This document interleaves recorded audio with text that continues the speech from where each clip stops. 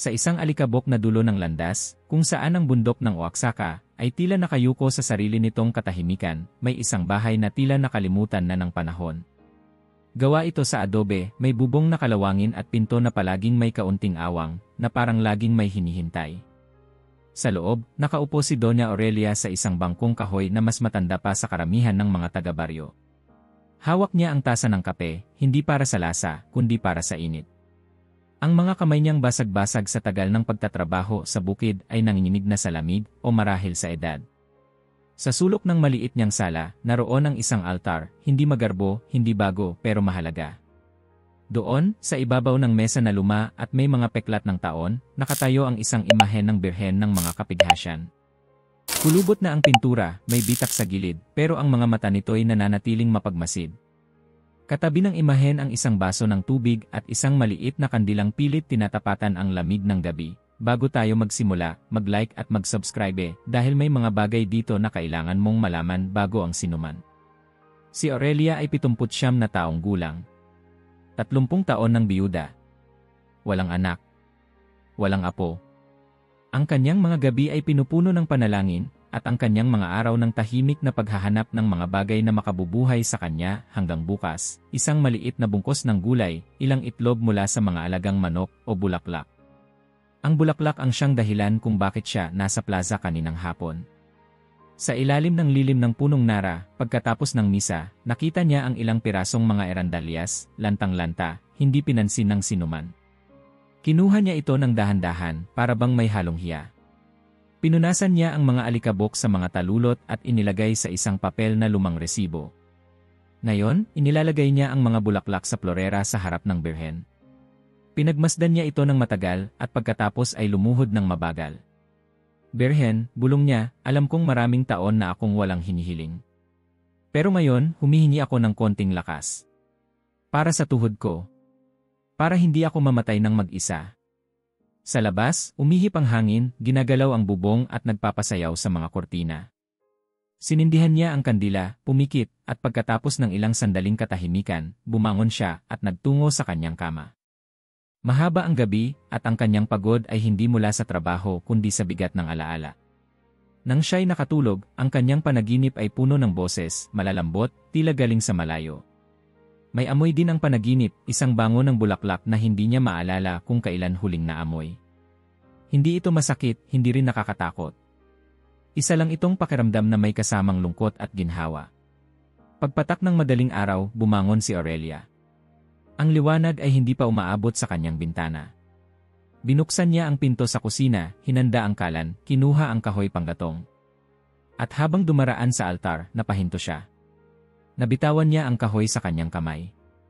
Ang mga bulaklak na dinala niya kagabi, lantang-lanta, tuyot at halos basurang ang tingin ng iba, ngayon ay nakatindig, sariwa, makulay. Hindi lang basta sariwa. Ang mga talulot ay may kakaibang ningning. Parang pininturahan ng liwanag. At higit pa roon, may sulat. Sa mismong mga talulot, tila may nakaukit na letra. Hindi tinta, hindi lapis, parang ang mismong kulay ng bulaklak ang humubog sa mga salita. Napalapit siya. Binasa niya ng pabulong, hindi ka nag-iisa. Napaupo si Aurelia sa sahig. Dinala niya ang kamay sa kanyang dibdib, hindi dahil sa takot kundi sa pagkalito. Napaluha siya, ngunit hindi mawari kung luha ito ng tuwa o pangamba. Tiningnan niyang muli ang bulaklak. Ang bango nito ay hindi galing sa pabango kundi sa mismong loob ng talulot. Tumayo siya, bumalik sa altar, at muling lumuhod. Ano nang ibig mong sabihin? Tanong niya sa imahen. Birhen, ikaw ba yan? Walang sagot. Pero ang katahimikan ay hindi nakakatakot. Sa unang pagkakataon sa matagal na panahon, pakiramdam niya may nakikinig. Hindi niya sinabi kahit kanino. Hindi kay Paulina, ang kanyang kaibigang paderang madaldal. Hindi sa batang sito nito, na laging nag-aabot ng itlog mula sa kanilang manukan. Hindi sa pari.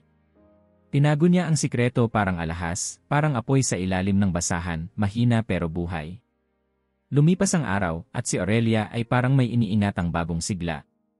Lumuluwag ang sakit sa kanyang tuhod. Mas magaan ang kanyang likod.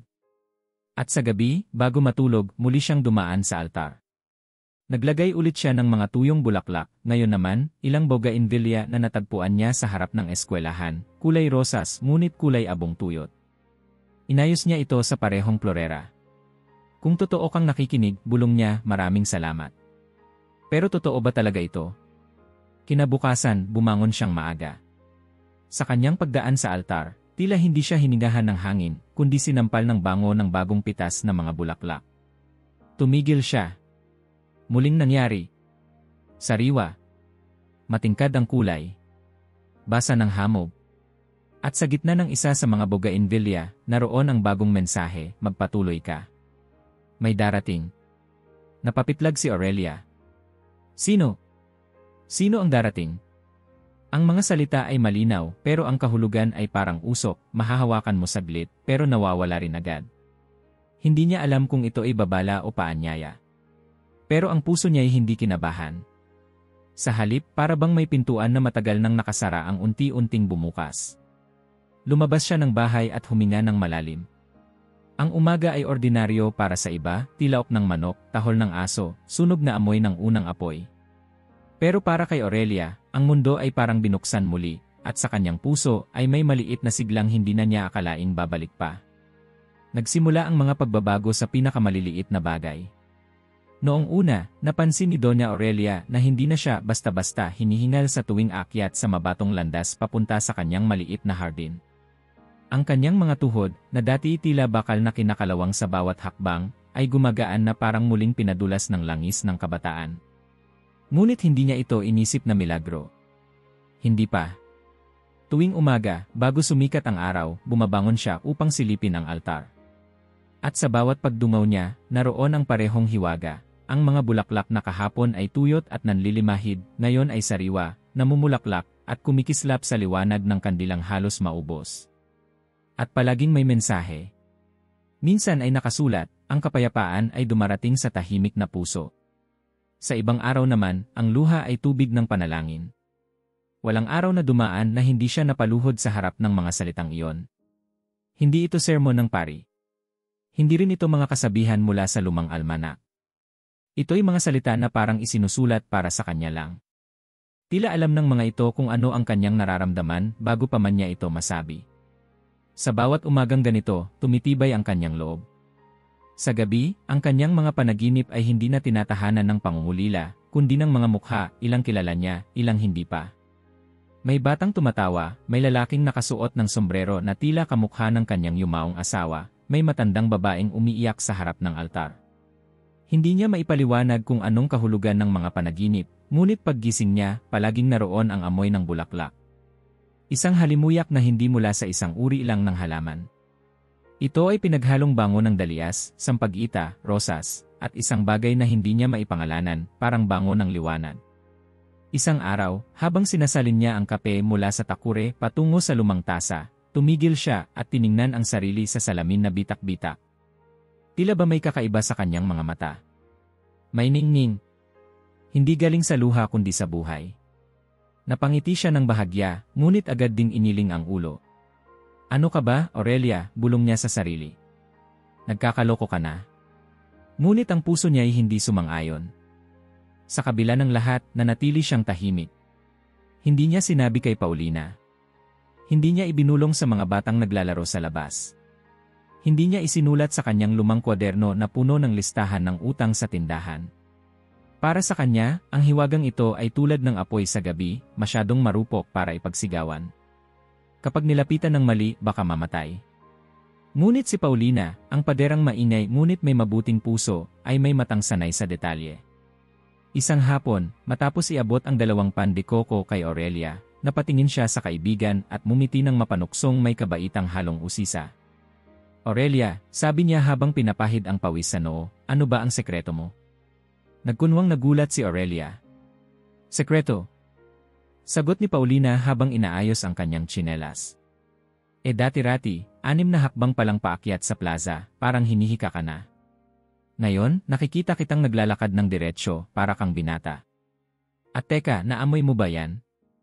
Amoy tinapay, sagot ni Aurelia, sabay ngiti. Pero hindi lang iyon, bulong ni Paulina, lumapit at sininghot ang paligid. Parang may mabangong halaman sa hangin. Hindi galing sa bakery ko yan. Galing sa'yo.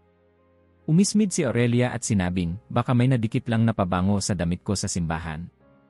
Bakit hindi mo sabihin sa akin kung ano talagang nangyayari? Tanong ni Paulina, dahan-dahan ngunit may paninindigan sa boses. Hindi ako tsismosa, Aurelia. Kaibigan mo ako. Natigilan si Aurelia. Tinignan niya si Paulina sa mata, at pansamantalang nag-isip kung sasabihin ba niya ang totoo. Ngunit may bumigat sa kanyang dibdib. Ang takot. Hindi siya nagtitiwala kay Paulina, kundi sa baka mawala ang mahika kapag binigkas. Paulina, sagot niya, huwag mo nalang pansinin. Baka sa susunod, bumalik din ang kirot sa tuhod ko, tapos pagtawanan mo lang ako. Ay nako, sabi ni Paulina, sabay buntong hininga. Bahala ka. Pero tandaan mo, kahit anong sikreto, dyan yan sa dibdib. At darating ang panahon, kailangan mo ring huminga. Pagkatapos umalis ni Paulina, bumalik si Aurelia sa altar.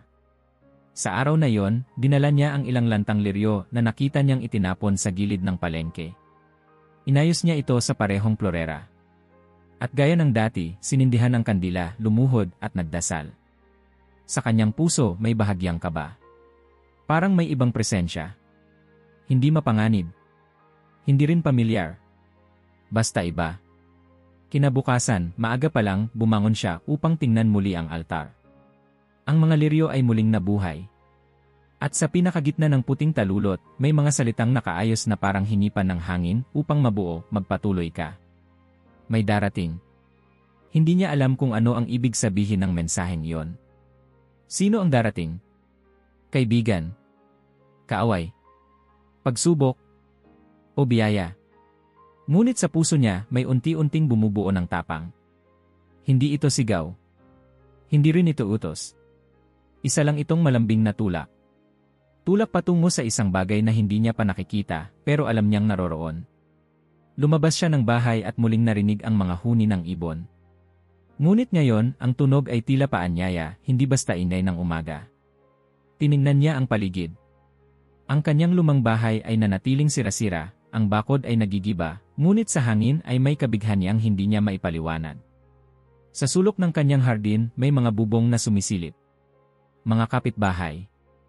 Mga buhay na tuloy pa rin sa sariling gulong ng araw-araw. Pero may isang bagay na sigurado siya, may binabago ang mga bulaklak. At sa kabila ng kanyang katahimikan, ang kanyang puso ay dahan-dahang humahanda. Dumating si Donna Teresa sa bahay ni Aurelia isang dapit hapon, hawak ang isang bungkos ng mga tuyong claveless. Nakalugay ang kanyang buhok at ang kanyang mga mata ay parang hindi pa nakapikit ng ilang gabi. Si Teresa ay ang hilot ng baryo, ginagalang, hinahangaan, at kilala sa kanyang tahimik na tapang. Pero sa araw na yon, ang kanyang katawan ay tuwid, ngunit ang kanyang tinig ay wasak. Aurelia, bungad niya, walang paligoy-ligoy, narinig ko may mga bulaklak daw na bumabalik sa buhay sa altar mo. Tahimik si Aurelia. Sinipat niya ang mga kamay ni Teresa, higpit ang pagkakahawak sa tangkay ng mga bulaklak, parang kapag binitiwan ay maaaring mabasag ang kaunting pag-asa. At kung totoo man, dagdag ni Teresa, baka pwede ko ring subukan. Ang anak kong silita, may lagnat na hindi bumababa. Sinubukan ko na lahat. Mga dahon, langis, panalangin. Wala. Kaya't heto ako. Hindi sumagot agad si Aurelia. Lumapit siya sa pinto, binuksan ito, at tumabi. Pumasok ka, Teresa. Wala akong pinipili. Basta handang magdasal. Tahimik na pumasok si Teresa. Inilagay niya ang bulaklak sa mesa, katabi ng plorera, na halos tuyo na rin. Pasensya na kung ang dala ko'y hindi maganda. Napulot ko lang yan sa likod ng eskwelahan. Ang mahalaga, galing sa puso, sagot ni Aurelia. Sinindihan nila ang kandila. Walang usapan, walang dasal na malakas. Pareho silang lumuhod, at sa pagitan nila ay ang birhen, walang kibot, ngunit tila nakikinig. Ang panalangin ay hindi maingay, isa yung buntong hininga, isang pagsuko. Bago umalis si Teresa, hindi siya muling nagsalita.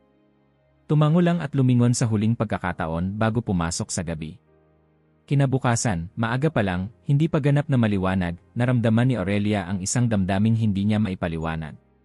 Parang may liwanag na nakapasok sa kanyang dibdib habang siya ay tulog pa. Bumangon siya, nilampasan ang kalan at tumungo sa altar. Naroon ang mga claveless. Hindi na sila tuyot. Ang mga talulot ay makapal, matingkad ang pula, at may patak ng hamog sa mga gilid nito. Parang bagong pitas. Parang hindi sila kailanman nalanta. At sa isang bulaklak sa gitna, naroon na naman ang letra, maliliit, pino, parang hinabi ng sinag ng araw. Gagaling siya. Napahawak si Aurelia sa kanyang bibig. Hindi niya alam kung ano ang mararamdaman, takot, pag-asa, o pananampalatayang bumalot sa buong katawan niya na parang lambong ng kalangitan. Nang hapon ding yon, bumalik si Teresa. Wala siyang dala. Hindi siya umiyak. Hindi rin siya ngumiti. Umupo lang siya sa labas ng bahay, tinignan si Aurelia, at bulong niya, bumaba ang lagnat. Ngayon lang. Kumain na siya. Natulog ng walang ubo. Hindi agad nakapagsalita si Aurelia. Tumango lang siya, sabay sabing salamat sa Diyos. At sa'yo, dagdag ni Teresa.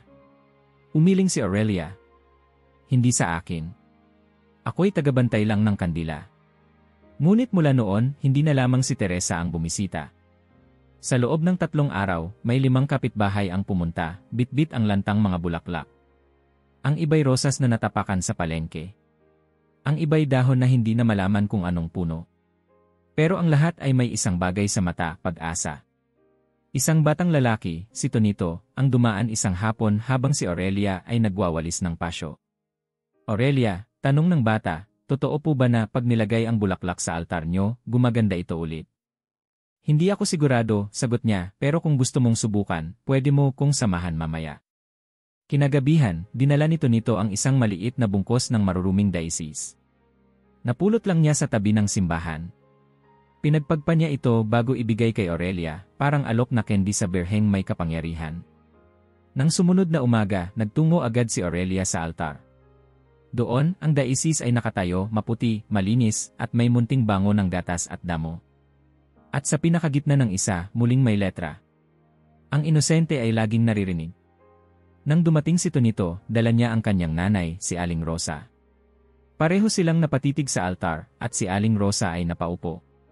Diyos ko, bulong niya, para bang may nagsusulat mula sa langit. Isang araw, 2 lalaki ang dumating. Mga bihasa sa trabaho, mga sunog sa araw. Isa ay may dalang rosas, ang isa ay tangkay ng basil. Wala silang masyadong sinabi. Iniabot lang ang mga dala at sumunod kay Aurelia sa altar. Tumahimik silang lahat. Sinindihan ang kandila. Lumuhod. Kinabukasan, ang basil ay berdeng-berde, parang bagong ani. Ang rosas, isang puting bulaklak na may pulang guhit sa gilid at sa gitna, ang salita. Ang bawat pasanin ay may katapusan. Doon nagsimula ang lahat. Araw-araw may ibang bulaklak. May ibang mensahe. May ibang kwento. At bawat isa dumadaan kay Aurelia. Hindi siya nagtatanong kung totoo ang mga kwento ng sakit, ng hiling, ng dasal. Hindi niya kailangan. Hindi siya pari, hindi rin siya manggagamot.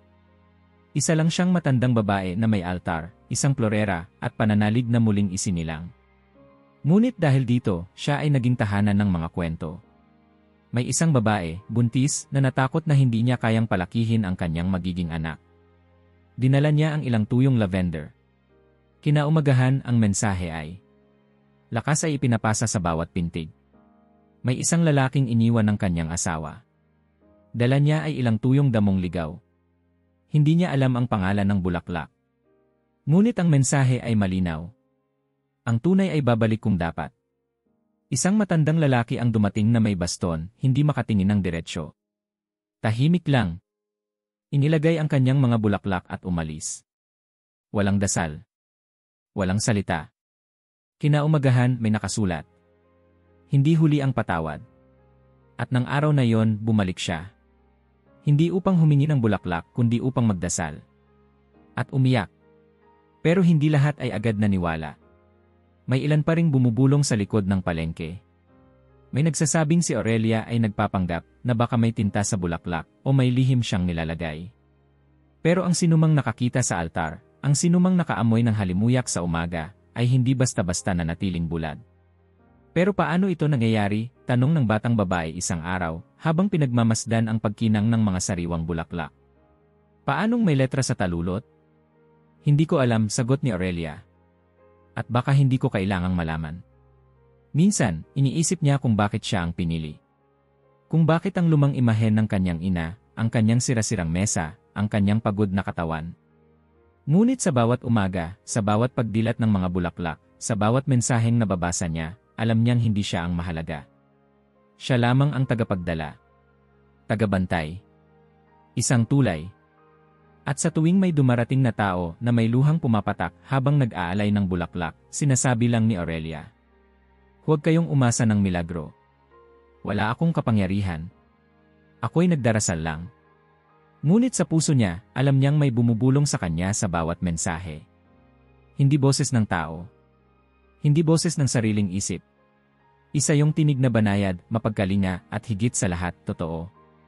Sa huling gabi ng linggong iyon, matapos niyang ayusin ang bagong mga bulaklak mula sa 5 pamilya, naupo siya sa harap ng altar, pagod ngunit buo.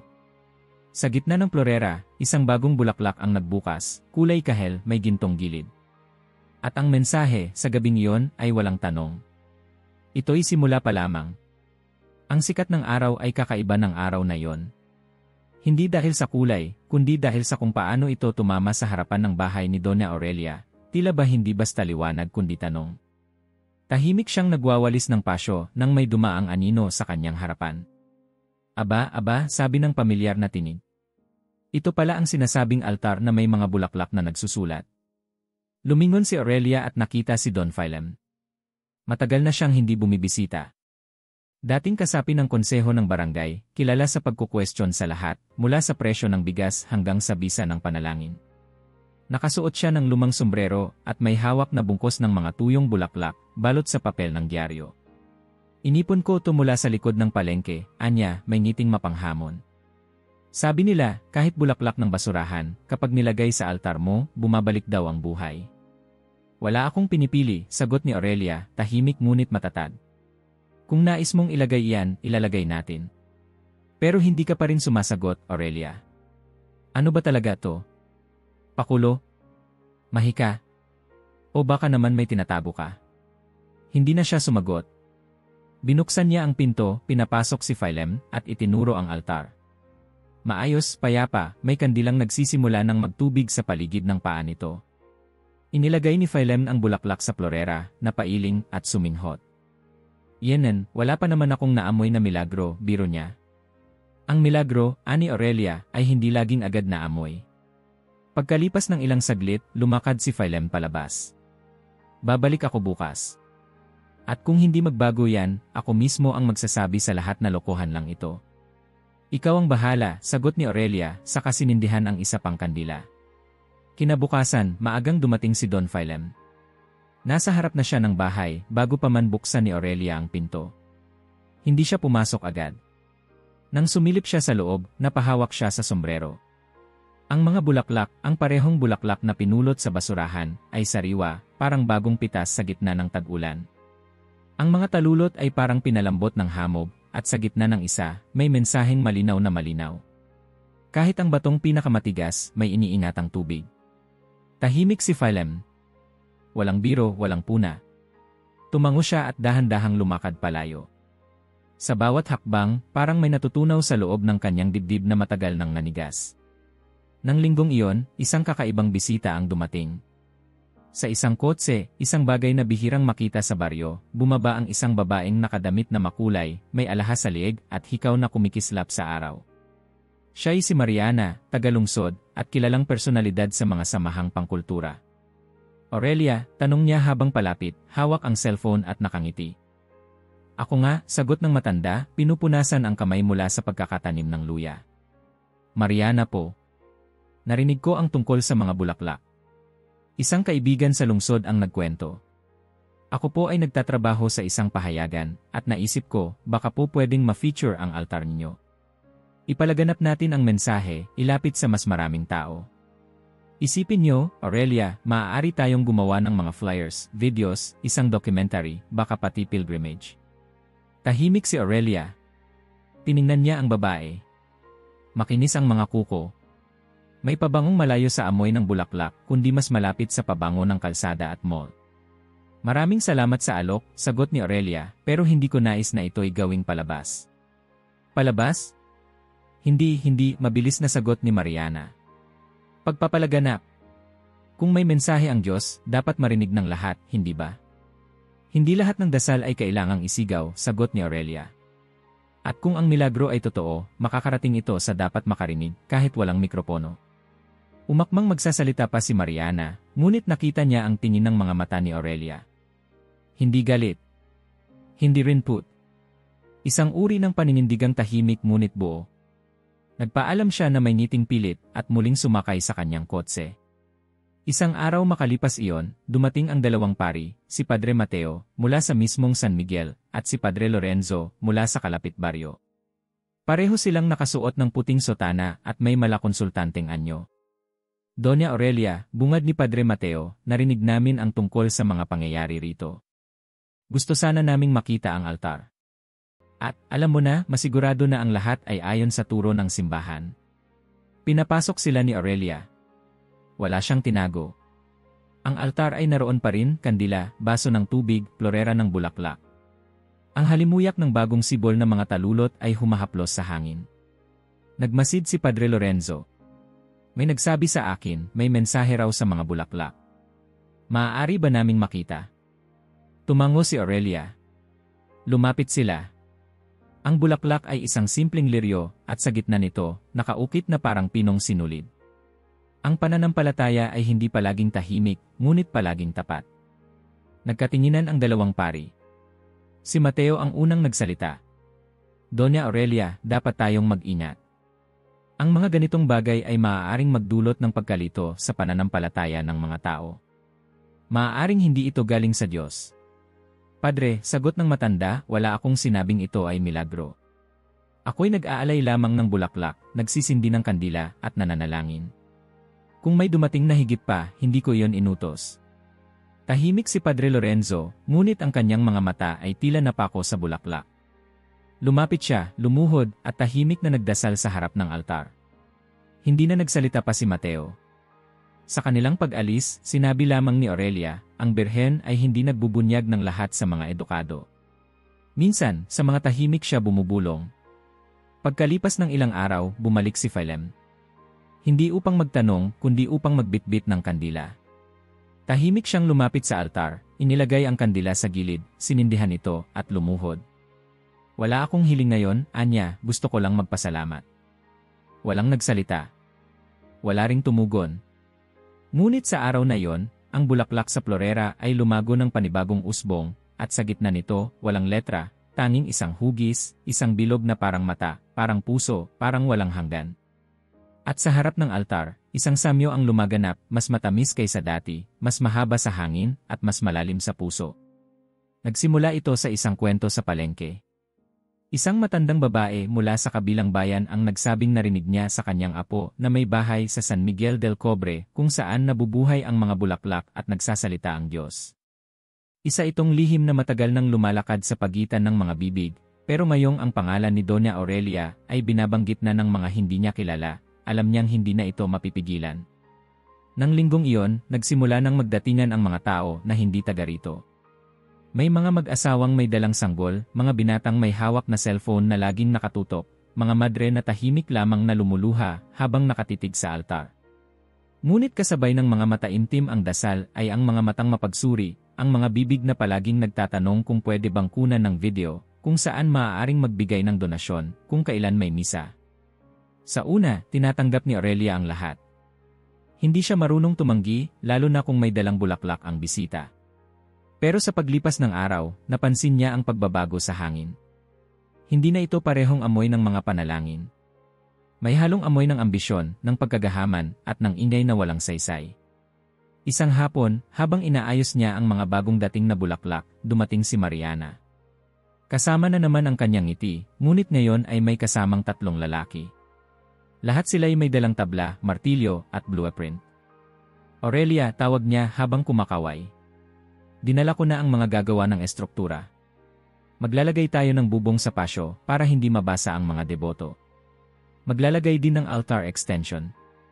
At isipin mo, pwede tayong maglagay ng donation box para sa maintenance. Napahinto si Aurelia sa pag-aayos ng mga bulaklak. Tinignan niya si Mariana, at pagkatapos ay ang mga lalaking nagsimula ng maglapag ng kahoy sa harapan ng kanyang bahay.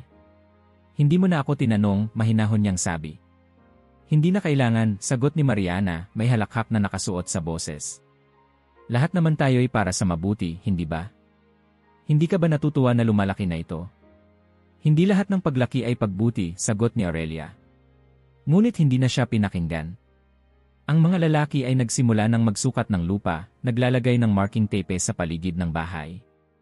May isang batang tumakbo upang tumulong, pero pinigilan siya nito na nakatayo sa gilid. Hindi ito gusto ni Doña Aurelia, bulong ng bata, tila sa hangin. Kinagabihan, napuno ng takot ang dibdib ni Aurelia. Sa unang pagkakataon, nagdasal siya ng may pag-aalinlangan. Birhen, bulong niya, nakaluhod sa harap ng imahen, ito ba ang gusto mo? Ang daming tao. Ang daming ingay. Pakiramdam ko, nawawala ka sa gitna ng lahat. Sinindihan niya ang kandila. Isang mas malaking kandila kaysa sa dati. At bago siya tumayo, napansin niyang may bago sa gitna ng bagong bukas na bulaklak, isang talulot na mas makapal, mas puti, mas matingkad. Lumapit siya at binasa ang mensahe. Dito ang tahanan. Napatigil si Aurelia. Parang pinukpok ang dibdib niya ng isang malambot na kamay. Hindi ito payo, ito ay paninindigan. Isang utos. Isang pangako. Sa paligid ng florera, napansin niyang may mga bagong usbong na hindi niya naitanim. Mula sa mismong semento ng sahig, may mga bulaklak na unti-unting sumusulpot, kulay lilang parang gabi, may halimuyak na nakakagaan ng dibdib. Isang pabilog na hugis ang unti-unting nabubuo, parang korona o agos ng liwanag. Para itong proteksyon. Parang sinasabi, hanggang dito lang sila. Kinabukasan, nagsimula nang magtanong ang mga kapitbahay. Si Doña Paulina, na palaging nauuna sa lahat ng tsismis pero laging may mabuting intensyon, ay pumasok na walang dala kundi tanong. Aurelia, ano tong ginagawa ni Mariana? Totoo bang papalitan ang bubong mo? Plano niya yon. Hindi akin. At ang mga padri, totoo bang kukunin ang imahen? Tila gusto nila, sagot ni Aurelia. Pero hindi pa nila sinasabi ng direkta. Kinahapunan, dumating nga sina Padre Mateo at Padre Lorenzo. Pareho silang tahimik habang pinagmamasdan ang mga taong nakapila sa harap ng bahay. May ilan na nagdadasal, may ilan na kumukuha ng litrato, may ilan na tila nawawala sa sarili, nakatingin lamang sa isang punto na sila lang ang nakakakita. Aurelia, sabi ni Padre Mateo sa mas malamig na tinig kaysa dati, napagpasyahan namin na baka mas mabuti kung ang imahen ng Birhen ay ilipat sa simbahan. Doon, maaari itong pangalagaan ng maayos, mas mapangalagaan mula sa maling interpretasyon. Bakit? Tanong ni Aurelia, hindi tumataas ang boses. May nasaktan ba? May nagwala? May nagsamantala? Nangangamba lang kami. Alam mo na, kapag maraming tao, dumadami rin ang panganib. At ang simbahan ang nararapat na tahanan ng mga sagradong bagay. Tumingin si Aurelia sa imahen ng Birhen. Ang ilaw ng kandila ay tumama sa mukha nito, at para bang saglit nang umiti ang kahoy. Padre, ang Birhen ay matagal nang nandito. Hindi siya kailanman nagsalita. Pero ngayon, araw-araw, may mensahe siyang iniiwan. Hindi ko alam kung bakit, pero alam kong hindi niya gusto na ilipat siya. Hindi agad sumagot ang mga pari. Sa halip, tiningnan nila ang mga bulaklak na nakapaikot sa altar, mga talulot na patuloy na bumubuka kahit walang araw. Si Padre Lorenzo ay tila may gustong sabihin, ngunit pinigilan niya ang sarili. Pag-alis nila, sinimulan ni Mariana ang pagpupulong sa gitna ng kalye. May dala siyang mga plano, mga litrato, at isang panukalang i-organisasyon upang pamahalaan ang mga darating na deboto. May ilang pumalakpak. May ilan ang sumang-ayon. Ngunit may ilan ding tahimik lamang, tinitingnan si Aurelia, tila naghihintay ng gabay. Kinagabihan, habang nagpapahinga si Aurelia, isang batang babae ang kumatok. Hindi niya ito kilala. Maputla, payat, may bitbit na isang tuyong sanga ng bougainvillea. Pwede po ba akong mag-alay? Tanong nito, halos bulong. Para sa nanay ko. Inakay siya ni Aurelia papasok. Inilagay nila ang sanga sa florera. Walang dasal. Walang sermon. Tahimik lang. Kinabukasan, ang sanga ay may bulaklak na pulang-pula, parang nililok mula sa dugo ng puso. At sa gitna nito, ang mensahe. Ang tahanan ay hindi dinadala. Pinipili nito ang manatili. Nang araw ding iyon, ang mga bulaklak na nakapalibot sa altar ay dumami. Ang bilog na hugis ay lumawak, tumama na sa mismong bukana ng pinto. Walang nagtanim, pero tila hinugot sila ng lupa, parang sagot sa panalangin na hindi pa sinasabi. Sa labas, nagsimulang magtalo-talo ang mga tao. Ang ilan ay gustong suportahan si Mariana, ang iba ay gustong itigil ang lahat. May ilang nagsabing dapat na itong isarado, may ilan namang gustong ipatawag ang media. Ngunit sa bahay ni Aurelia, tahimik lang. Ang mga kandila ay tuloy-tuloy na nasusunog. Ang tubig sa baso ay malinaw. Ang mga bulaklak ay buhay. At ang hangin, sa bawat buntong hininga, ay paulit-ulit na bumubulong sa mga nakakarinig, dito. Dito. Dito. Isang linggo matapos dumami ang mga bulaklak sa loob ng bahay ni Doña Aurelia, muling bumalik si Mariana, ngayon ay hindi na may dalang proyekto, kundi may dala ng pahintulot mula sa munisipyo. Kasama niya ang isang lalaking nakabarong, may bitbit na clipboard at ilang papel na may pirma. Sa likuran nila ay isang grupo ng kalalakihan na may mga dalang tolda, speaker, at roll-up banners na may nakasulat na, Santuario de las Flores, banal na lugar ng paghilom. Pinilit ni Mariana ang ngiti habang lumalapit kay Aurelia, na nooy nakaupo sa harapan ng kanyang bahay, hinahaplos ang isang paso ng basil. Aurelia, bungad niya, magsisimula na kami. Huwag kang mag-alala, ang pangalan mo ay ilalagay sa marker. Gagawin nating mas komportable ang mga tao. May altar extension, mini-museum, guided tours. Lahat ito'y para sa pananampalataya. Hindi sumagot si Aurelia. Ang kanyang mga matay hindi galit, ngunit malinaw ang pagtanggi. Tumayo siya, dahan-dahang pumasok sa bahay, at iniwan silang lahat sa labas. Ang pinto ay hindi isinara ng buong lakas, pero sapat para ipahiwatig na hindi siya sang-ayon. Hindi nagpatinag si Mariana. Maglalagay lang kami ng tent sa labas. Hindi mo pwedeng pigilan ang mga tao, sigaw niya. Hindi na ito pribadong bagay, Aurelia. Isang himala ito. Nang araw ding yon, nahati ang buong San Miguel del Cobre. May mga naniniwala kay Aurelia, mga simpleng tao na nakita mismo ang mga bulaklak, naamoy ang halimuyak, at nakabasa ng mga mensaheng tila isinulat para sa kanilang mga iniiyak sa gabi. Si Donna Teresa, si Philem, si Paulina, maging ang ilang kabataan, ay nagsimulang pumwesto sa paligid ng bahay tuwing hapon, hindi para bantayan, kundi para ipakitang naroroon sila. Ngunit may iba rin, mga negosyanteng nakakita ng oportunidad, mga parishioner na natatakot na malimutan ang simbahan, mga dayong dumating na may mga kamera at tanong na tila hindi tungkol sa Diyos, kundi sa marketing. Isang tanghali, sa gitna ng pag-init ng isyu, nagsagawa si Mariana ng pagtitipon sa plaza. May mic, may mga upuan, at may isang entabladong gawa sa pinagsamang crates ng Coke at Sprite. Mga kababayan, sigaw niya. Hindi ba't karapat-dapat lang na ang ganitong pangyayari ay mailagay sa maayos na estruktura? Kung totoo ang himala, dapat itong ibahagi. Dapat itong itaguyod. At sino pa ang mas makagagawa niyan kundi tayong mga may karanasan sa ganitong bagay? May pumalakpak. May tumango.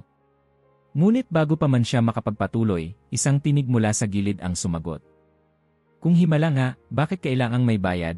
Tanong ni Paulina, walang mic pero sapat ang boses para marinig. Bakit kailangang may banner, may ticket, may tour guide? Para sa kaayusan, sagot ni Mariana. Para sa logistics. Tumigil ka nga, sabat ni Philem, lumapit sa entablado.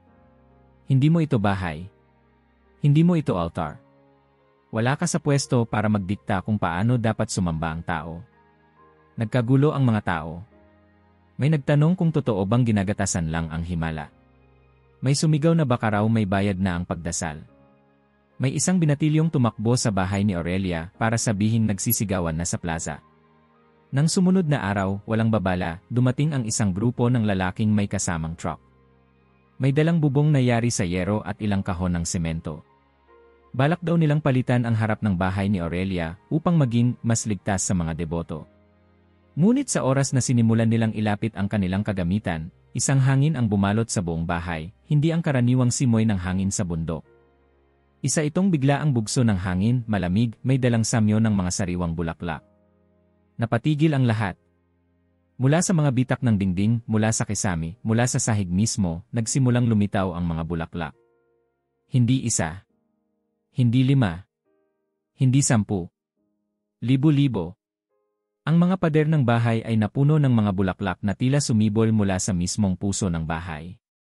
Ang mga talulot ay may mga nakasulat. Hindi isa lang na mensahe, kundi daan-daang mga parirala. Maikli, malinaw, tulad ng mga ibinubulong sa gabi bago matulog. Ang pananampalataya ay hindi paninda. Hindi lahat ng liwanag ay hinahanap. Tahimik ang Diyos pero hindi bulag. Hindi binibili ang ibinibigay ng buong puso. At sa pinakagitna, sa ibabaw ng altar, sa pinakagitnang bulaklak na dilaw na may gilid na ginto, ang mensaheng hindi pwedeng baliwalain. Hindi mo kayang bilhin ang ibinigay na. Napatigil si Mariana. Ang mga lalaki sa truck ay napabitaw sa hawak nilang kagamitan.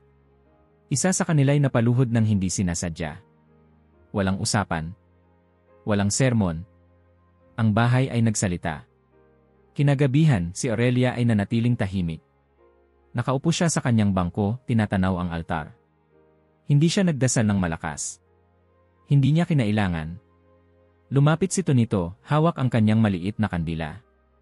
Ate Aurelia, bulong niya, ganoon po ba talaga kapag ang Diyos ang nagsalita? Hindi agad sumagot si Aurelia. Ngunit sa huli, tinapik niya ang balikat ng bata. Hindi anak, sabi niya.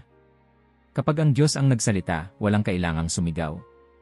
Hindi alam ni Doña Aurelia kung kailan nagsimula ang mga tao na tumingin sa kanya nang may paggalang na may halong tanong. Hindi na siya basta matandang babae na may altar sa bahay. Ngayon, siya ay nilalapitan na hindi lang para sa pahintulot na mag-alay ng bulaklak, kundi para sa payo, para sa patnubay, para sa isang piraso ng kapayapaang tila hindi nila matagpuan sa ibang lugar.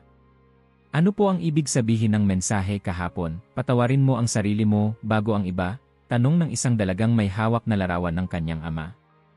Ano po kaya ang dapat kong gawin?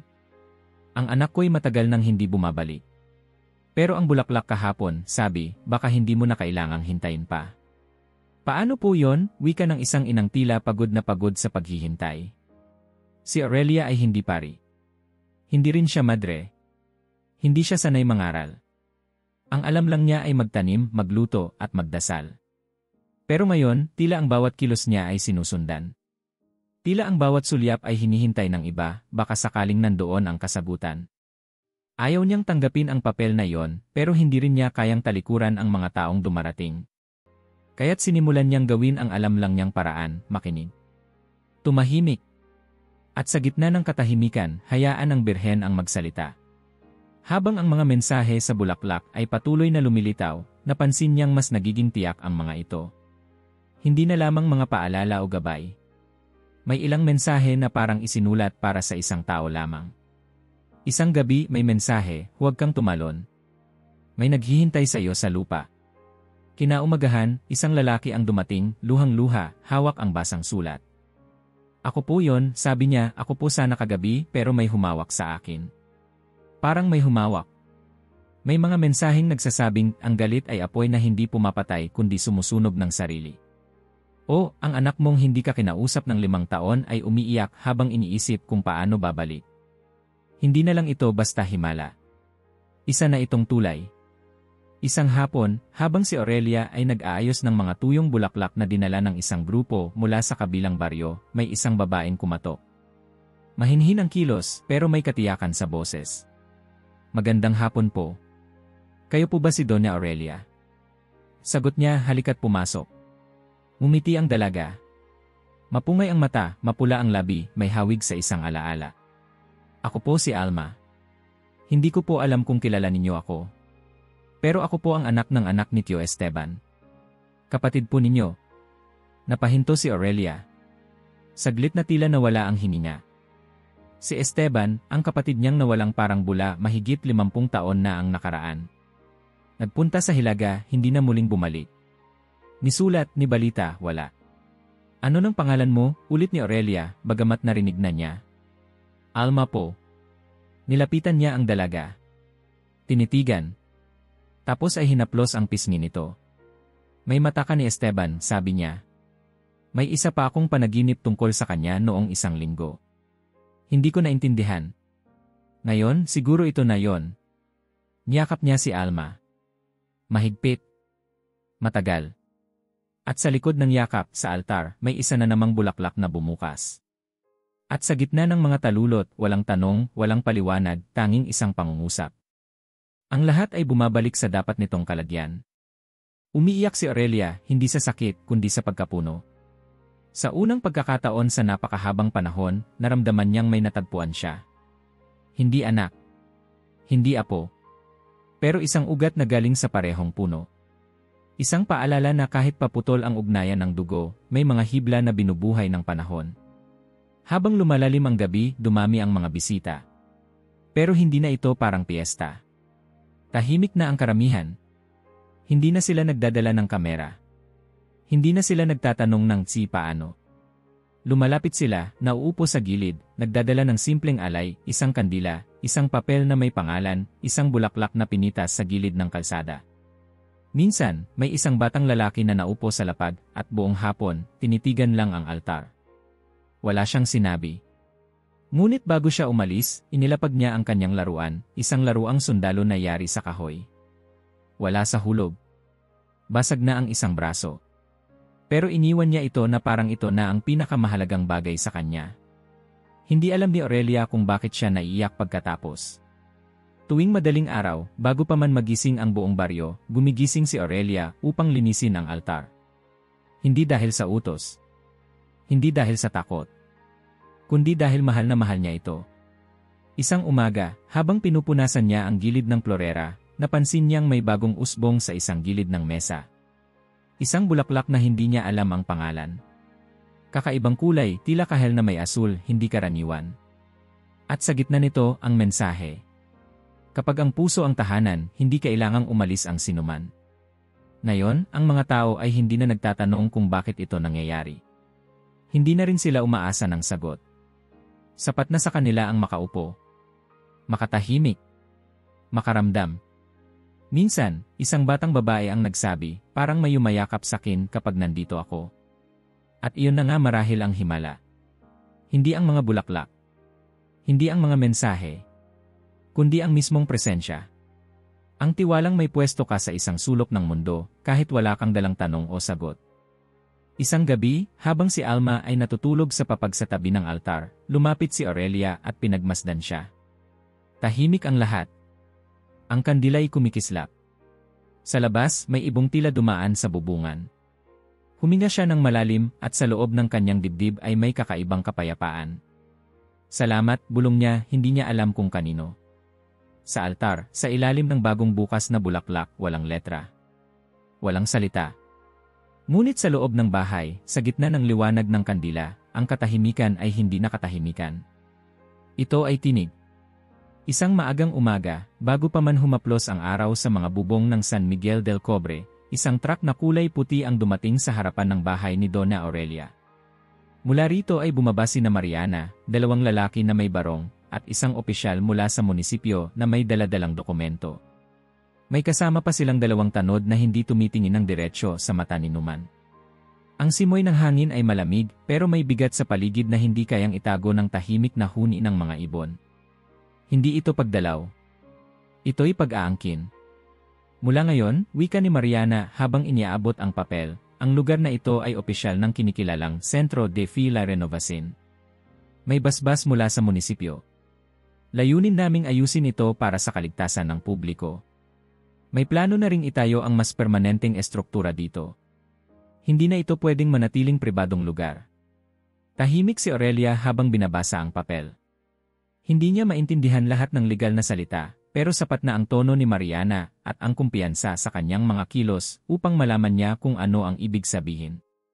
Tila isa na lamang siyang bantay ng bahay na nais nang ipasara at iremodelo. Kung talagang para sa pananampalataya ito, mahinang sabi ni Aurelia, bakit kailangan ng pirma ng gobyerno at hindi ng dasal? Hindi siya sinagot. Sa halip, tumango si Mariana sa mga kasama. Agad nagsimulang ilatag ng mga lalaki ang kanilang mga kagamitan. Isa ay kumuha ng tape measure, isa pa ay nagsimulang magtutok kung saan itatayo ang kanilang altar.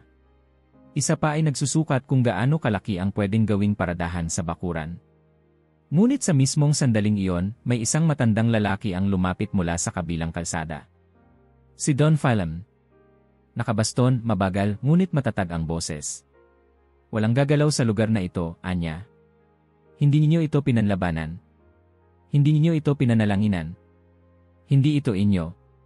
Isang hakbang sa likod niya, lumitaw si Paulina, ang paderang may daladalang basket ng tinapay. Sunod ay si Teresa, si Tonito, at ilan pang taga-baryo. Hindi sila sumisigaw.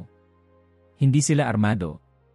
Pero isa-isa silang lumalapit, tahimik na pumupuesto sa paligid ng bahay ni Aurelia, bumubuo ng bilog na hindi kayang sirain ng papel o politiko. Isa sa mga tanod ay tila lalapit, ngunit pinigilan siya ng isa pa. Hindi ito ang laban natin, bulong ng mas matanda. Napangiti si Aurelia. Sa unang pagkakataon, hindi siya mag-isa sa harap ng puwersang hindi niya pinili.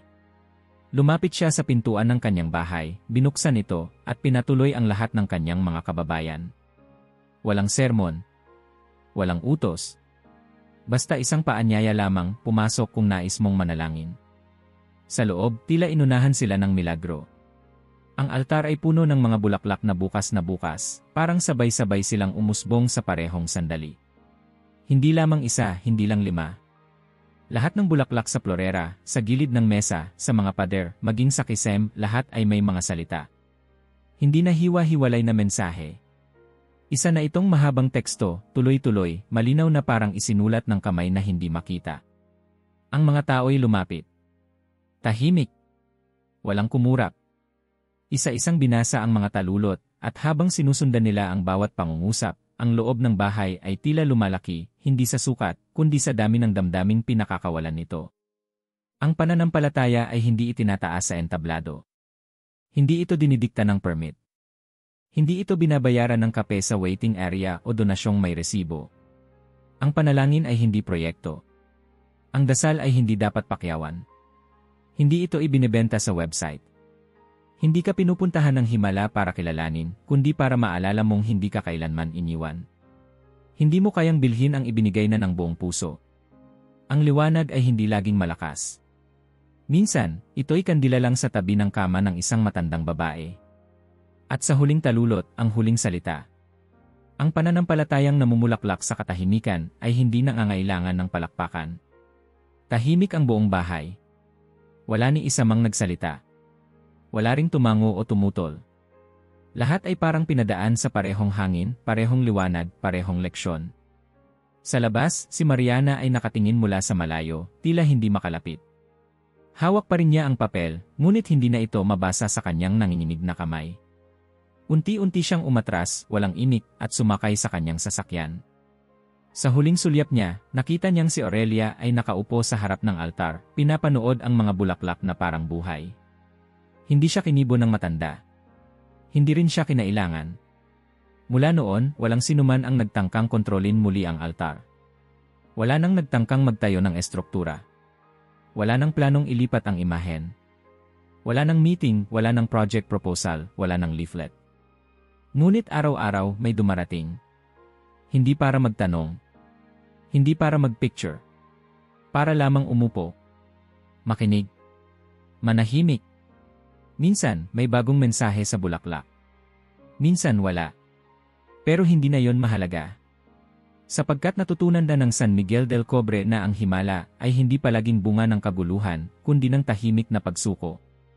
Si Aurelia, ngayon ay mas tahimik kaysa kailanman, ay patuloy na nag-aalaga ng altar. Hindi niya kailangan ng paliwanag. Hindi niya kailangan ng sagot. Ang kailangan lang niya ay gisingin ang apoy tuwing umaga, linisin ang florera, at sindihan ang kandila. At sa bawat madaling araw, bago sumikat ang araw, tuloy-tuloy pa rin ang pag-usbong ng mga bulaklak, walang tunog, walang anunsyo, pero palaging may sinasabi. Hindi sa salita. Hindi sa ingay. Kundi sa paraan ng mga bulaklak na nagsusulat ng mga bagay na hindi kayang sabihin ng bibig, mga lihim na totoo, mga dasal na hindi binigkas, mga sagot na walang tanong. Kung naabot mo na ito, mag-iwan ng like at mag-subscribe dahil ang mga balitang tulad nito, ikaw ay dapat. Ang unang nakaalam.